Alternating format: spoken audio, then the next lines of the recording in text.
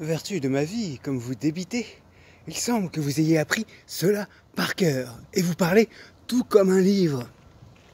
Qu'as-tu à dire là-dessus? Ma foi, j'ai à dire, je ne sais que dire, car vous tournez les choses d'une manière qu'il semble que vous avez raison. Et cependant, il est vrai que vous ne l'avez pas. J'avais les plus belles pensées du monde et vos discours m'ont brouillé tout cela. Laissez faire. Une autre fois, je mettrai mes raisonnements par écrit pour disputer avec vous. Tu feras bien. Mais monsieur, cela serait-il de la permission que vous m'avez donnée si je vous disais que je suis tant soit peu scandalisé de la vie que vous menez? Comment et quelle vie est-ce que je mène? Ah, fort bonne, hein, mais par exemple, de vous voir vous marier tous les mois comme vous faites. Y a-t-il rien de plus agréable? Il est vrai, je conçois que cela est fort agréable et fort divertissant. Et je m'en accommoderais assez, moi, s'il n'y avait point de mal. Mais monsieur, se jouer ainsi d'un mystère sacré et... Va, c'est une affaire entre le ciel et moi. Et nous la démêlerons bien ensemble, sans que tu te mettes en peine. Ma foi, monsieur, j'ai toujours ouï dire que c'est une méchante raillerie que de se railler du ciel, et que les libertins ne font jamais une bonne fin. Oh là, maître Sot, vous savez que je vous ai dit que je n'aime pas les faiseurs de remontrances. Ah, je ne parle pas aussi à vous, Dieu m'en garde, hein. Vous savez ce que vous faites, vous.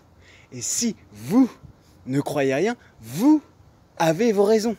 Mais il y a de certains petits impertinents dans le monde qui sont libertins sans savoir pourquoi, qui font les esprits forts parce qu'ils croient que cela leur sied bien. Et si j'avais un maître comme cela, je lui dirais fort nettement, le regardant en face: osez-vous bien ainsi vous jouer du ciel, et ne tremblez-vous point de vous moquer comme vous faites des choses les plus saintes.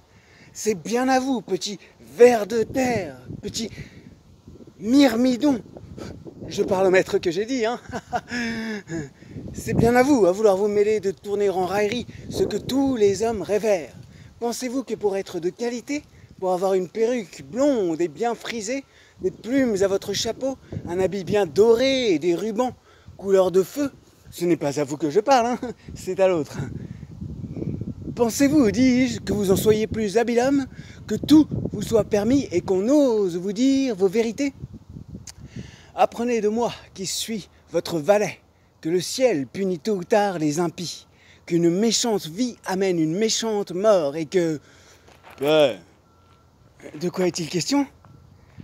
il est question de te dire qu'une beauté me tient au cœur et qu'entraîné par ses appâts, je l'ai suivie jusque dans cette ville.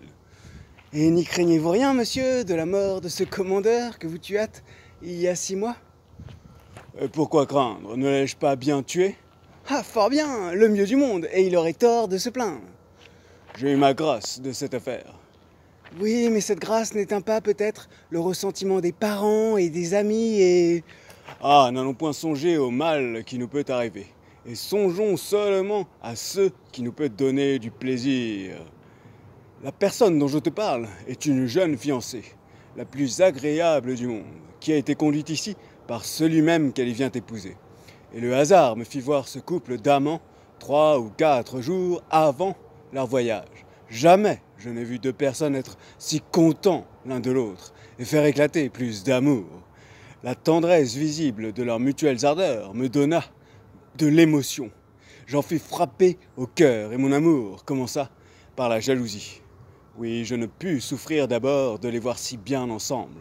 Le dépit alarma mes désirs et je me figurais un plaisir extrême à pouvoir troubler leur intelligence et rompre cet attachement dont la délicatesse de mon cœur se tenait offensée. Mais jusqu'ici, tous mes efforts ont été inutiles et j'ai recours au dernier remède. Sans en avoir rien dit, toutes choses sont préparées pour satisfaire mon amour et j'ai une petite barque et des gens avec quoi fort facilement je prétends enlever la belle. Ah, monsieur, Hein? c'est fort bien fait à vous et vous le prenez comme il faut. Il n'est rien de tel en ce monde que de se contenter. Prépare-toi donc à venir avec moi et prends soin toi-même d'apporter toutes mes armes afin que...